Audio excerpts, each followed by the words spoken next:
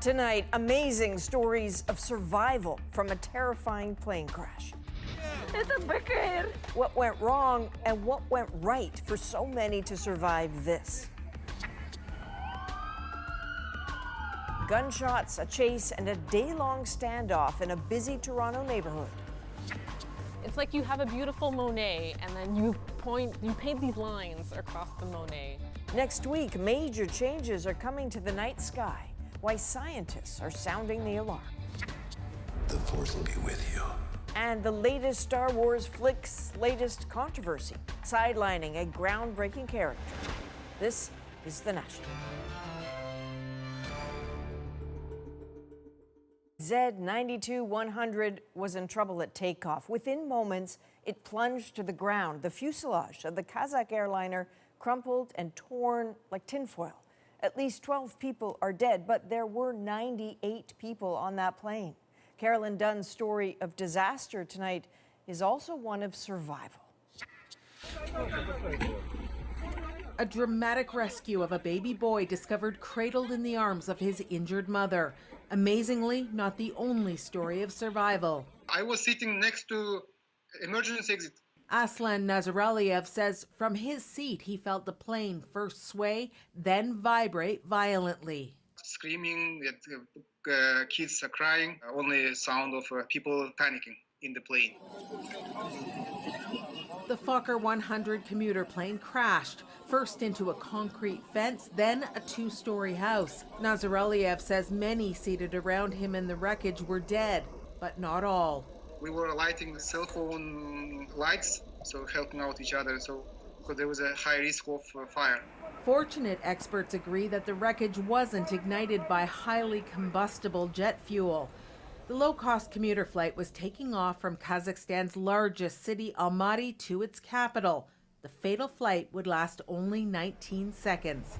And now authorities are left to piece together what went wrong. Kazakhstan's deputy prime minister revealed the plane's tail touched the runway twice during its takeoff attempt.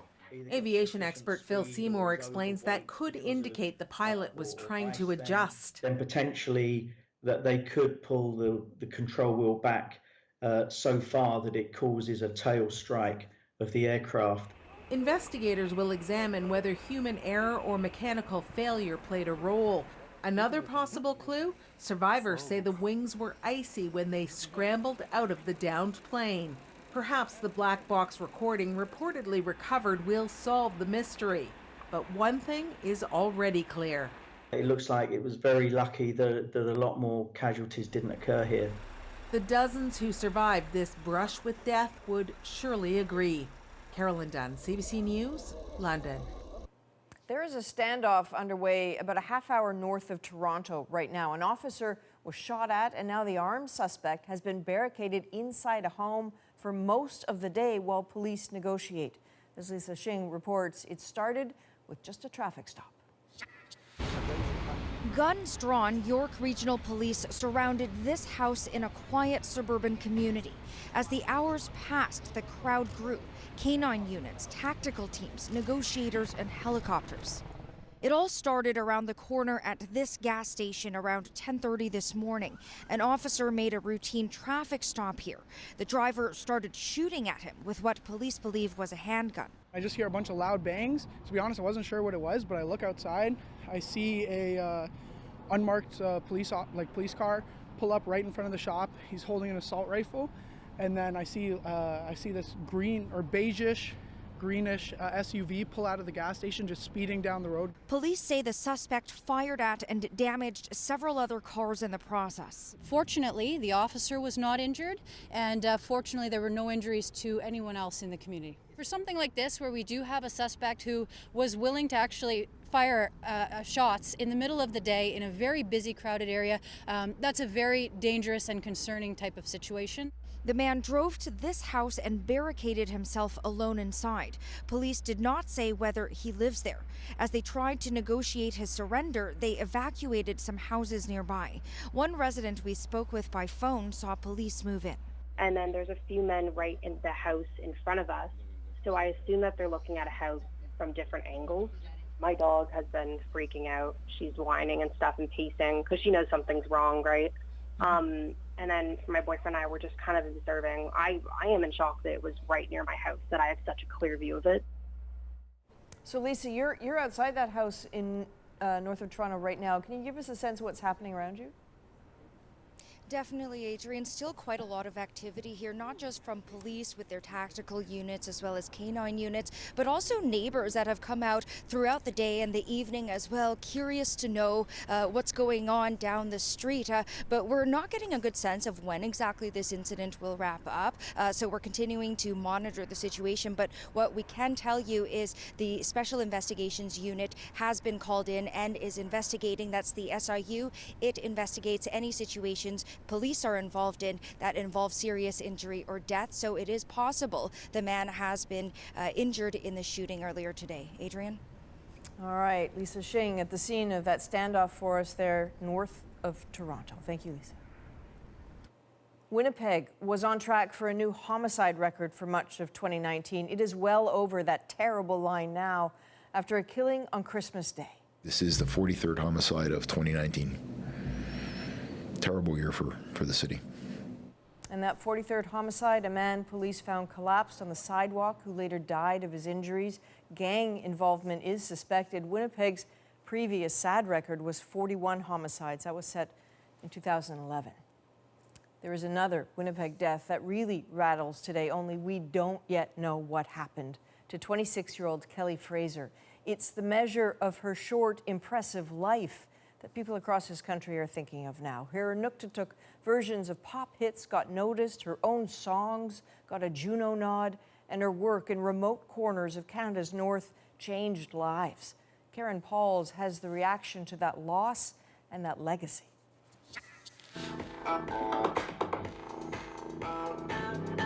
As he sits in his Ottawa music studio, Thor Simonson still can't believe Kelly Fraser is gone. It's an enormous loss.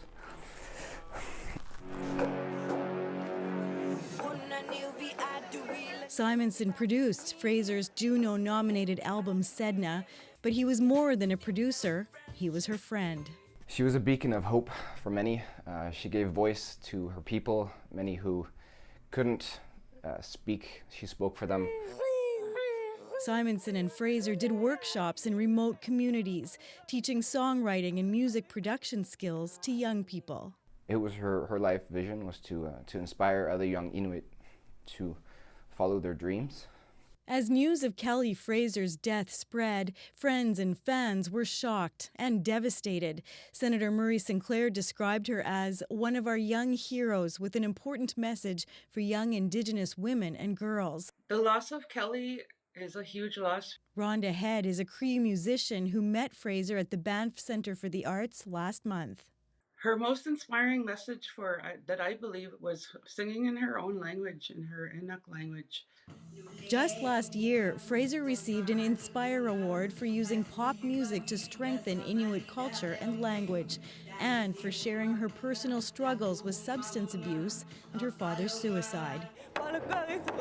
Now I want to make music that young people will listen to because they're the ones that are in pain. They're the ones that need strength. Fraser's cause of death hasn't been confirmed.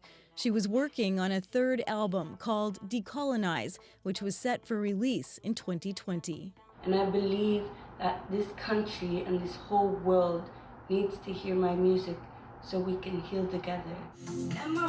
Karen Pauls, CBC News, Winnipeg. To the United States now, and troubling revelations about a former Navy SEAL who was granted clemency by the president.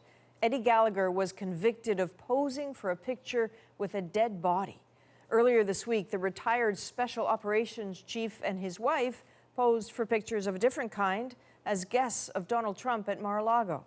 Now, in newly revealed testimony, we are getting a clearer picture of just what that honored guest might have done. Jacqueline Hansen reports. I think he just wants to kill anybody he can.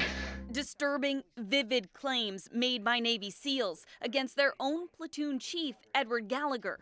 In your mind, is what happened that day and what happened with all these other incidents war crimes? Yes. In interviews with investigators, text messages, and body cam footage obtained by the New York Times, the SEALs claim Gallagher killed a captive, semi-conscious ISIS fighter. He just pulled out a knife and started stabbing him. Then they say he pressured his platoon to pose for a photo. The SEALs also allege he targeted women and children. I saw Eddie take a shot at probably a 12-year-old kid. In a statement reported by the New York Times, Gallagher said he reacted to the videos with surprise and disgust, and that the SEALs made up blatant lies about him. The claims led to multiple charges in 2018 against Gallagher. A military jury acquitted him of all but one. He was convicted of posing for the photo and demoted. But in a controversial move, President Trump stepped in and restored his rank. These are tough people, and we're going to protect our warfighters. I think the president's behavior in connection with this case and several others is beneath contempt. The president's involvement has been criticized for hurting the credibility of the military justice system. My hope is that the military justice system will emerge from this dark period not only intact, but touch wood, the better for it. We don't know whether the president knew the details of the testimony when he made his decision, but his support for Gallagher hasn't wavered. And in an Instagram post yesterday, Gallagher made it clear that support is mutual. Jacqueline Hansen, CBC News, Washington. Gallagher is just one case. Trump has intervened in the cases of 3 U.S. service members accused of war crimes. First Lieutenant Michael Behenna was convicted of murdering an Iraqi prisoner. Major Matthew Goldstein was charged with killing an unarmed Afghan civilian. They were both pardoned. Trump has intervened in other cases, often people who have supported him or appealed to his base. He pardoned Arizona Sheriff Joe Arpaio, convicted of criminal contempt, accused of illegally detaining Latinos in abysmal conditions. He also pardoned one-time Canadian Conrad Black, convicted of defrauding shareholders in 2007, also the author of a book called Donald Trump, a president like no other. SpaceX CEO Elon Musk is an inspiring figure to some, pretty polarizing to others. His latest plan is really no different.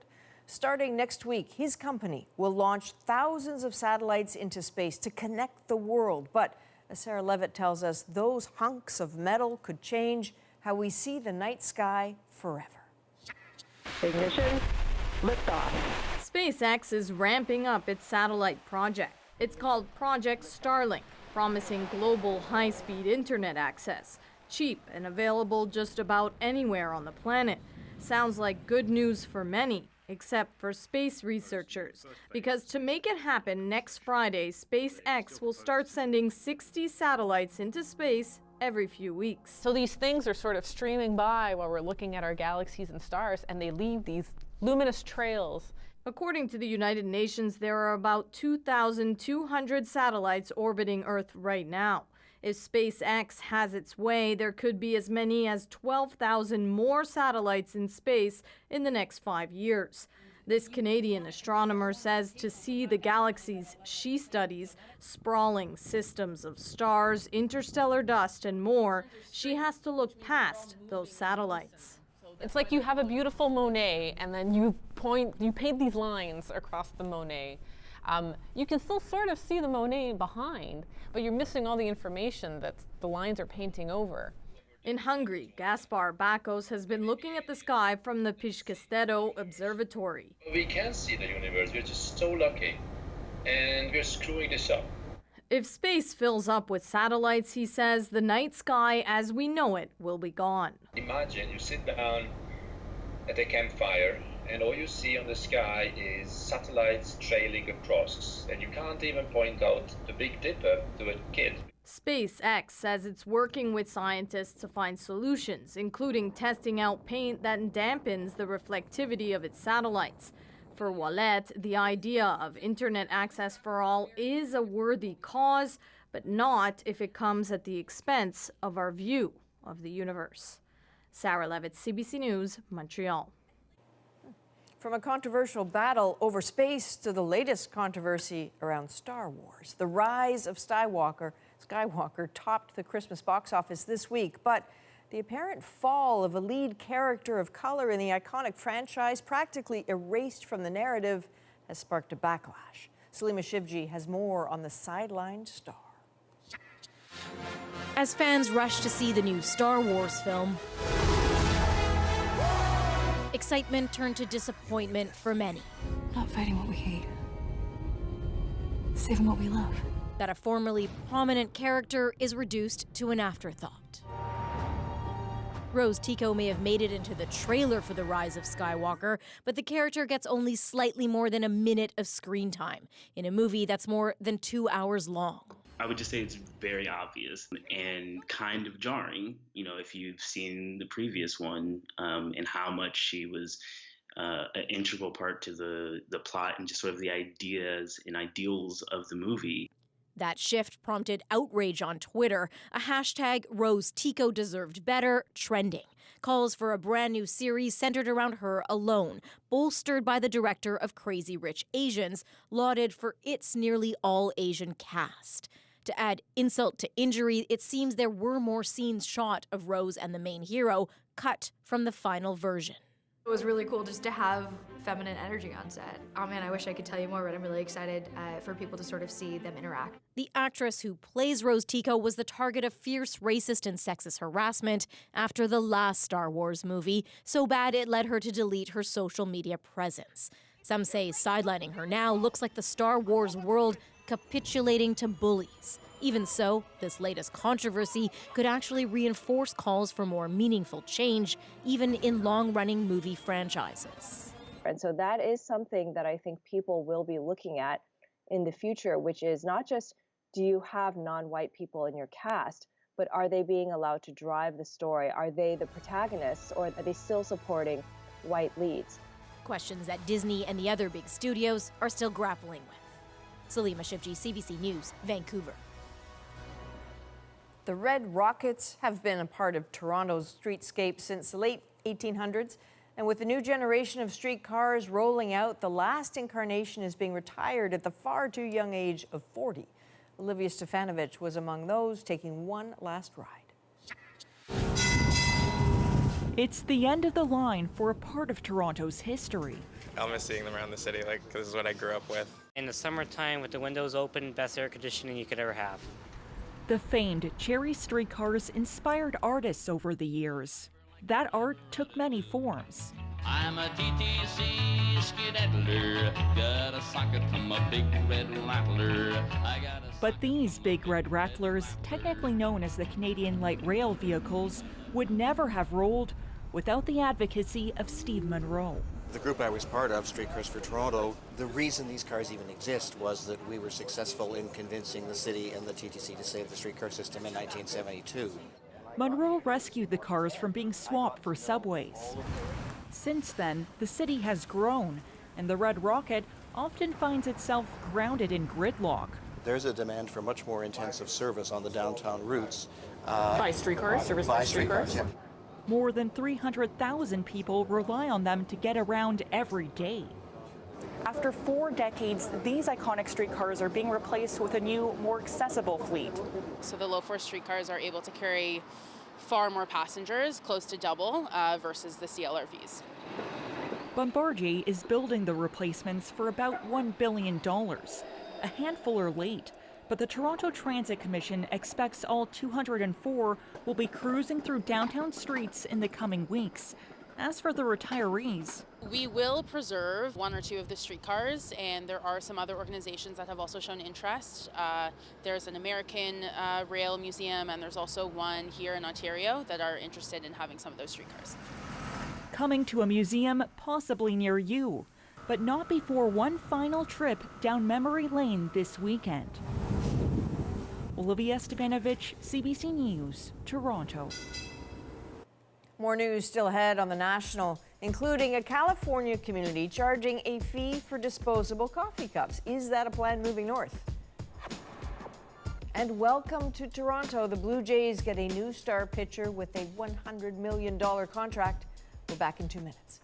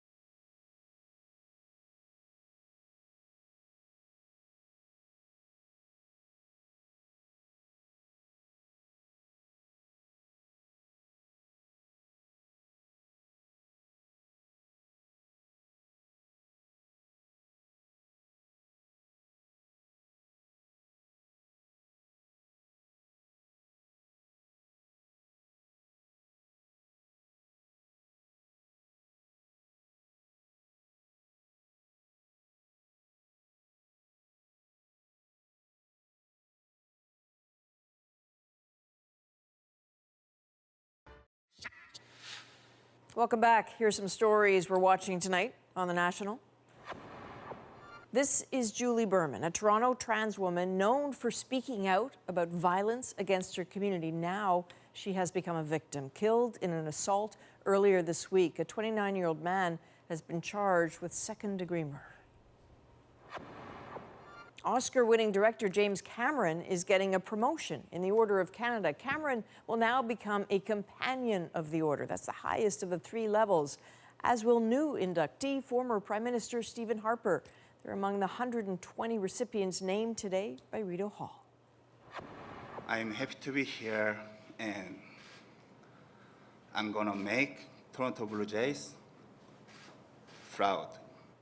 Sure he will, absolutely. That is the Toronto Blue Jays unveiling their brand new pitcher, Hyunjin Ryu. They offered up more than $100 million and a 4-year deal to lure him away from the LA Dodgers, with the goal of getting the Jays back on the winning track this season. It's possible you're thinking of your New Year's resolutions. Maybe going greener is on the list. It certainly seems to be on the list for Berkeley, California. Kim Brunhuber with the big change coming on January 1st that could spill over to Canada. How much would you pay for a cup of coffee? Not the drink, the cup. Here in Berkeley, it'll soon cost you 25 cents unless you bring your own or buy a reusable one and return it for a refund. I think it's a good start to trying to push people to go more green or go reusable. This is a reusable. The politician who wrote the bill says think of it as a carrot, not a stick. By showing people that there is a cost to the throwaway foodware, studies have shown that we can incentivize people effectively to bring their own. So why should Canadians care about a municipal ordinance in a small American town? Well, look no further than the plastic shopping bag. Cities in the Bay Area were the first to charge for them, then ban them outright. Just one of many environmental trends that started here and soon ended up in Canada. The same could happen with coffee cups. Within days of the ordinance having been passed, we learned of other jurisdictions that were introducing either similar and in some cases identical legislation. This cafe in nearby Oakland has gone a step further. No one's drinking out of to-go cups because there aren't any. We had a problem reconciling the moral math of having paper cups that were going to trash our lake, trash the neighborhood for transactions that were 2 minutes and $3. An outlier, sure, but also an early adopter. The massive coffee chain Blue Bottle, which uses 12 million paper cups a year, will phase them out by the end of 2020. So savor that paper cup while you can. One day, to go may be gone. Kim Brunhuber, CBC News, Berkeley, California. After the break, months of unrest and violence in Hong Kong. Some of the reporters who were there in the streets take us back. And later, our conversation with Margaret Atwood as she celebrated a big birthday. We're back in 2 minutes.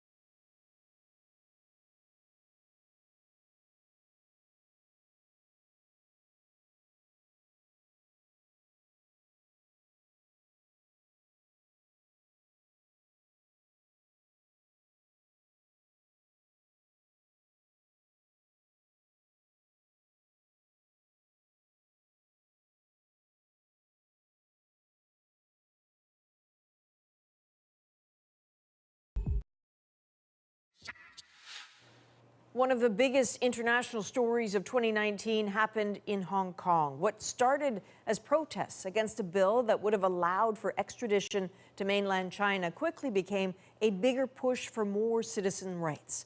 But things changed.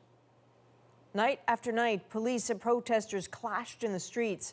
There, too, were Sasha Petrusik and Chris Brown. And in our latest Reporter's Notebook, they look back on trying to stay safe while covering the story.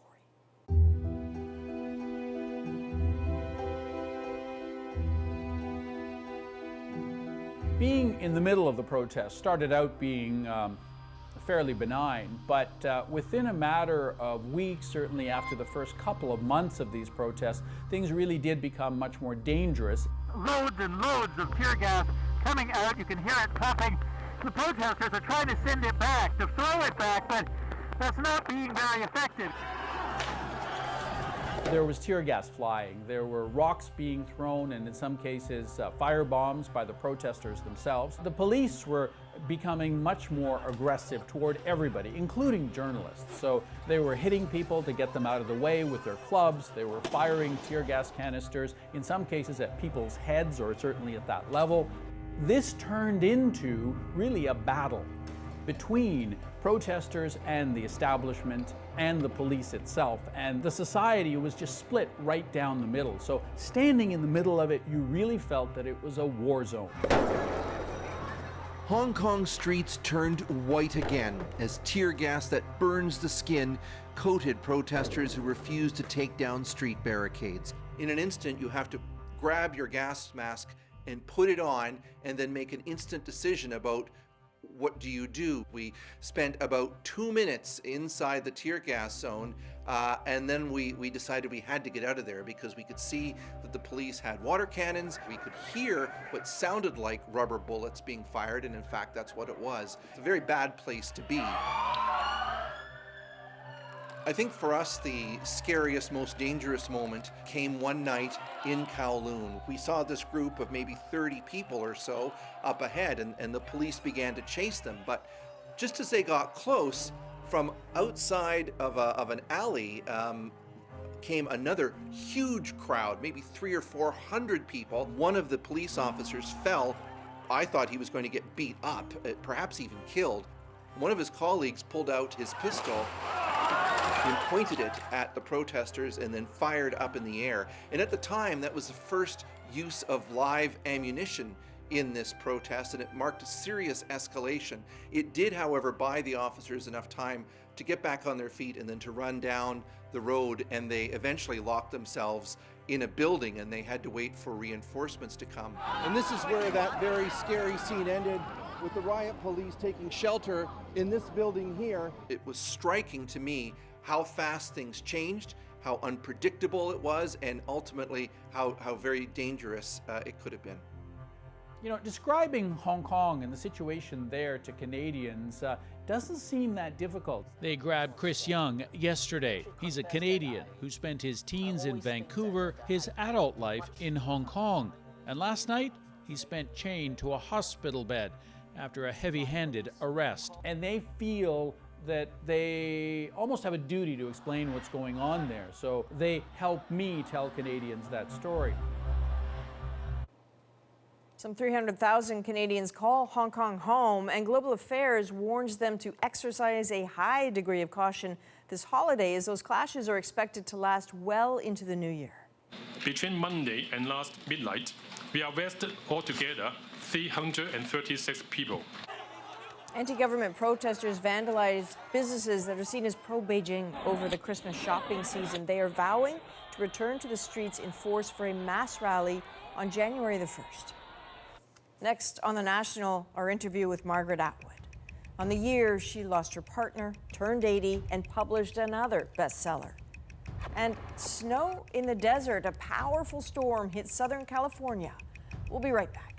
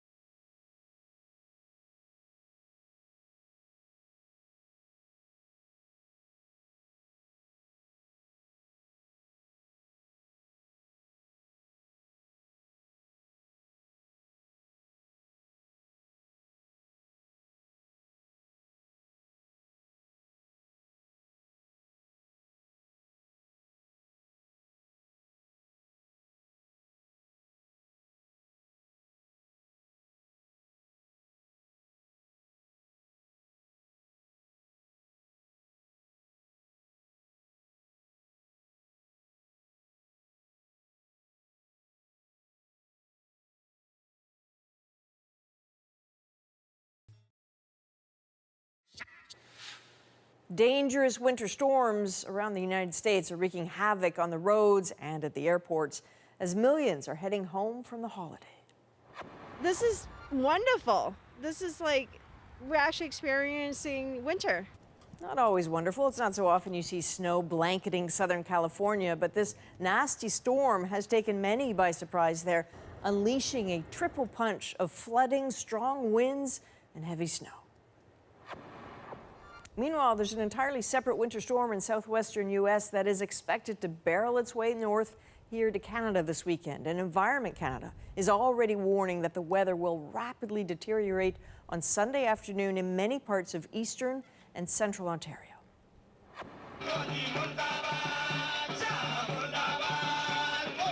And tens of thousands of protesters continue to flood the streets across India today, demanding the government repeal a controversial law that grants citizenship on the basis of religion.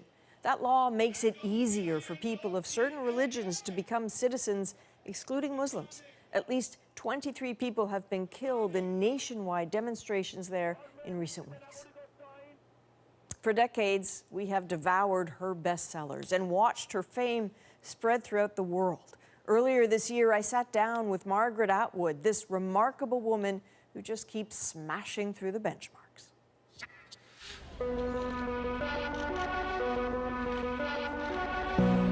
It has, of course, broken a Canadian publishing record because it is, of course, The Testaments, Margaret Atwood's sequel to The Handmaid's Tale. Let's go! Hurry up! Faster! That book was turned into a hit dystopian TV series about a place called Gilead, which is the new name of a part of the United States after a fascist religious takeover. If I'm going to change things, I'm going to need allies. That series sparked so many questions from viewers and readers. The political era seemed so ripe. Atwood had to write the sequel, and in it, there's hope that the cruel, right-suppressing reign ends. This is more than a book release. This is a cultural moment. The world wanted this book, the frenzy, Harry Potter-esque. I'm very excited about it. I'm excited to see where she takes it. The two winners of the 2019 Booker Prize for Fiction. Atwood co-winning the British Literary Prize, The Man Booker. But the universe isn't always kind, and as if to counter the highs, it delivered a terrible low. Her partner and great love, the accomplished writer Graham Gibson, died in September in London, England, while he was with Atwood to celebrate her book launch. I am so honored to have you here. Well, I'm happy to be here. She remains busy, maybe necessarily so, but she found time to talk at the Thomas Fisher Rare Book Library in Toronto. I think, like a lot of Canadians, I've thought about you a lot in the last couple months, and I'm just wondering how you are. Pretty steady. Better for me to be out in public and keep on the road. But of course, it was a shock, but we knew it was coming. So family was prepared. I think Graham himself pretty much knew that something like that was going to happen pretty soon. But we had a very nice 10 days before that happened. To be sitting in here is interesting. It's beautiful. I have to confess, as someone who was born in the city, raised in the city, I've never been in here before. And I'm wondering if you can tell me a little bit about the treasures that are in here that matter to you.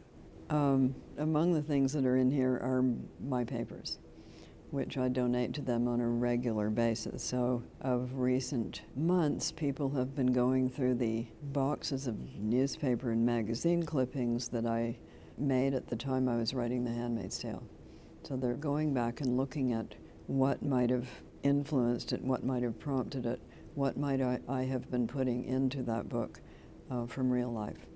When we talk about things that are in boxes in libraries, I have to confess being a bit enchanted with the idea of this manuscript that's in a Norwegian library. The future library of Norway. A forest got planted that will grow for 100 years. In each year of those 100 years, a different author from around the world will put a secret manuscript, only 2 copies, into the future library of Norway.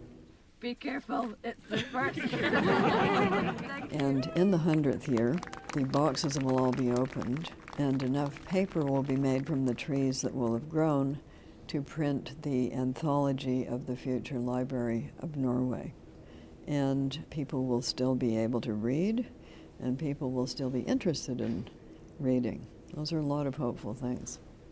So I won't be here. You think? Maybe, maybe they will have some new technology by then. But could you throw a girl a bone in Nope. terms of what it's about? Nope. Oh, Nope. nothing? Nope. You have to swear to secrecy. All I can tell you is it's made of words.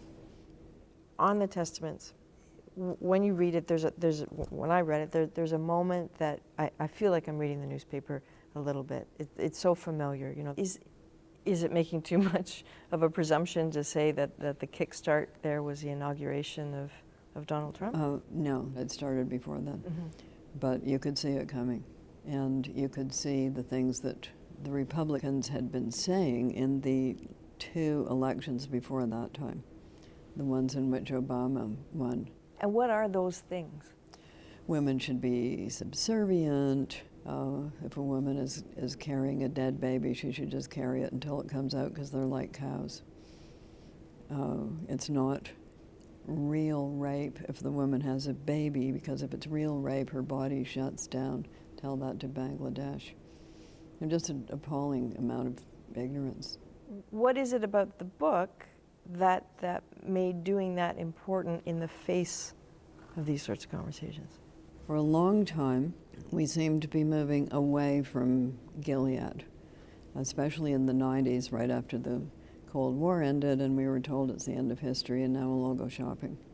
And we did go shopping until 9/11. Mm-hmm. Yes, then it turned out there were other things to think about in addition to shopping.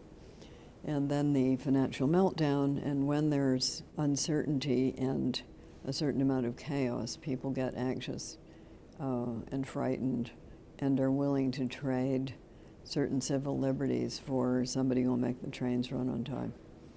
So that's what interested me, and it also interested me to go back into Gilead 16 years later and see how it might have begun to crumble, it being my belief that these things do ultimately crumble in some way.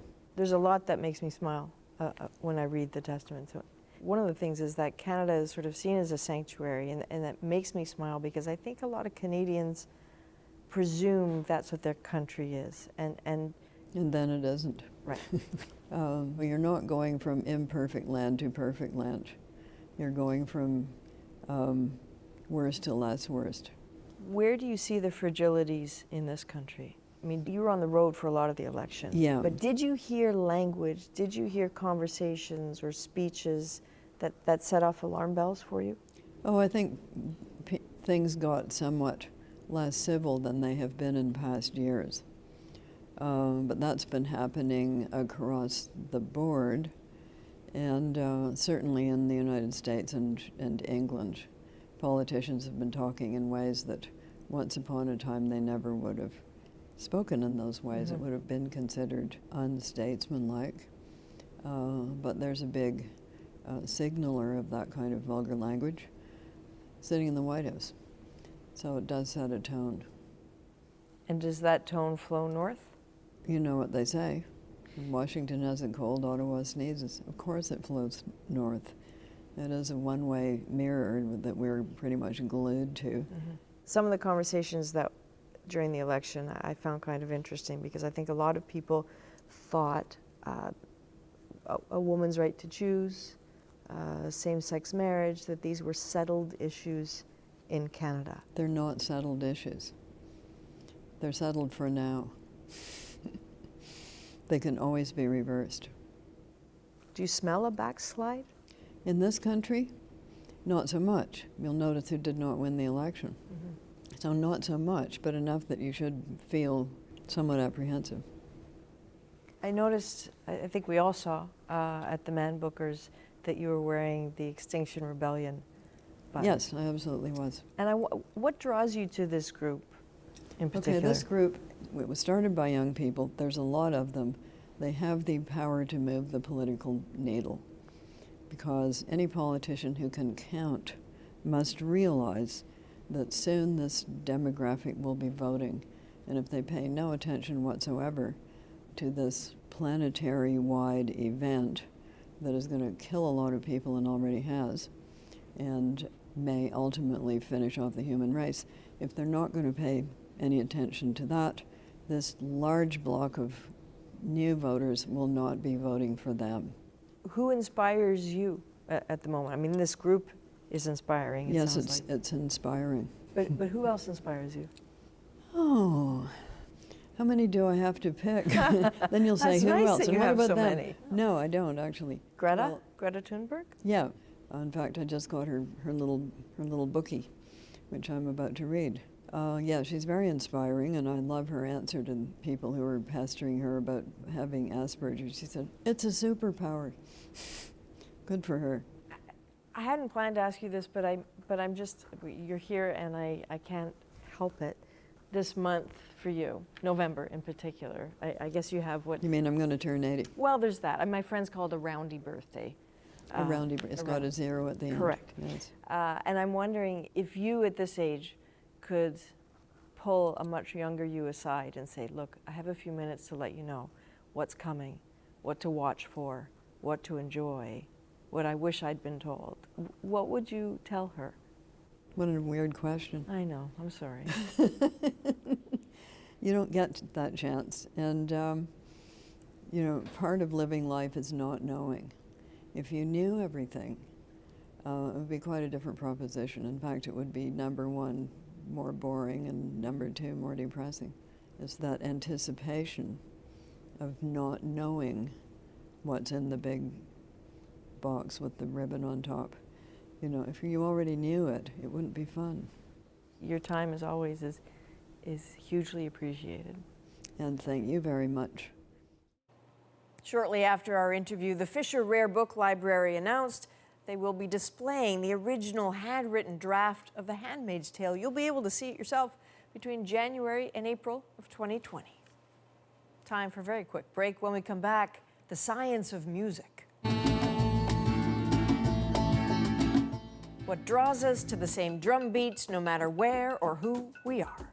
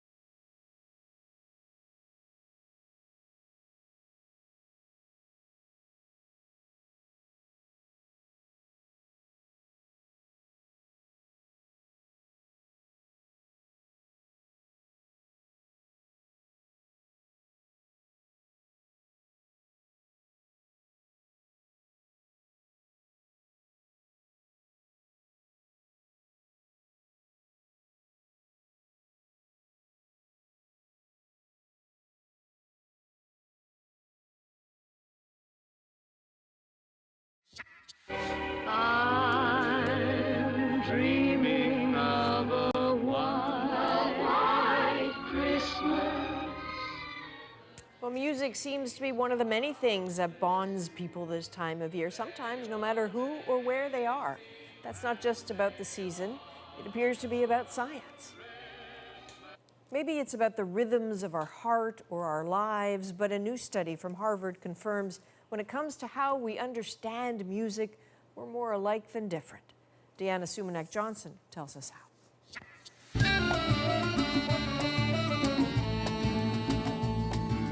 This ensemble features performers from disparate musical traditions, but somehow they manage to write and play together beautifully.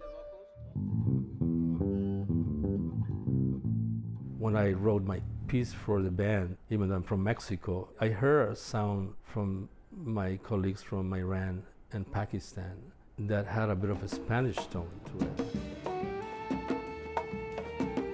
When we started performing, they all were saying, "I love your melody."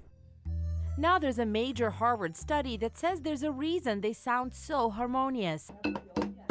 It looked at recorded music and descriptions of music in more than 100 societies around the world, including the Mentawai people in Indonesia. Sam Mayer headed the study.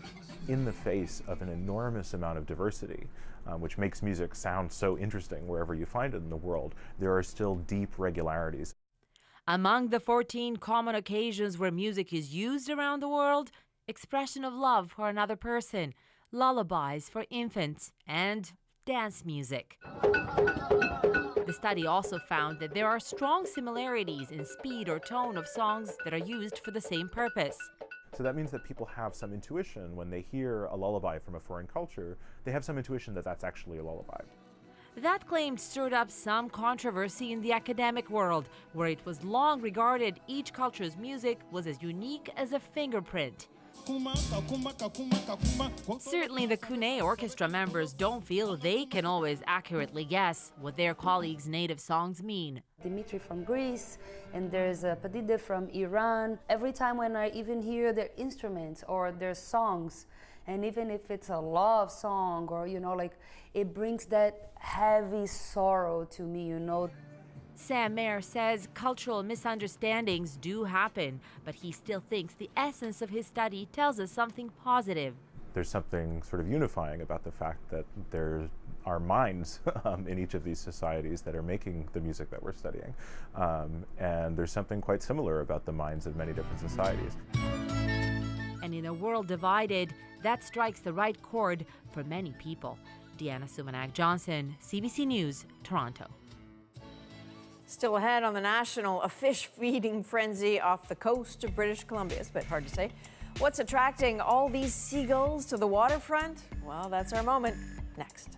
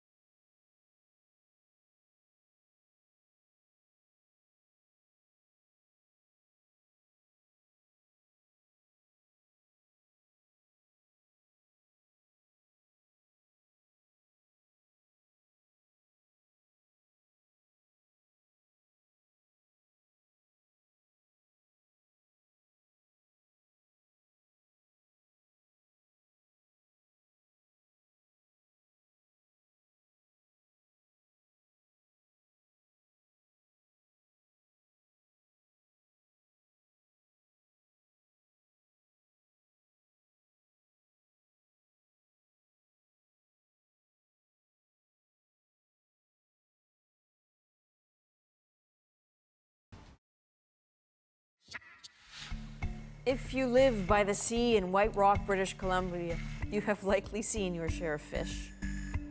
But not like this. Let's call it a slimy seafood storm, which means, of course, it's tonight's moment.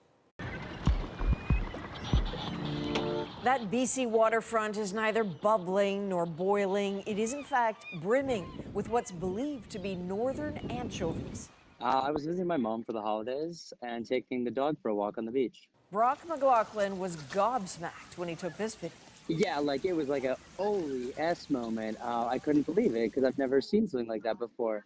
And everyone on the beach was so confused. The fish explosion is a predator's dream. Sea lions and flocks of birds have been feasting. It was just so many fish, like more fish than my mind could ever imagine. It was crazy.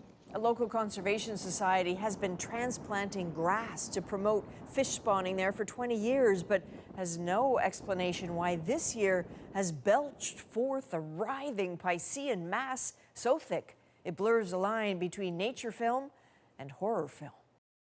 And so the mind wanders. Brock said at first he thought, well, maybe it's the earthquakes that have pushed them closer to White Rock. Others say, what about the warming waters? All scientists are willing to say is that northern anchovy seems to like BC waters a little bit more now than before. That is a national for Friday, December 27th. Good night.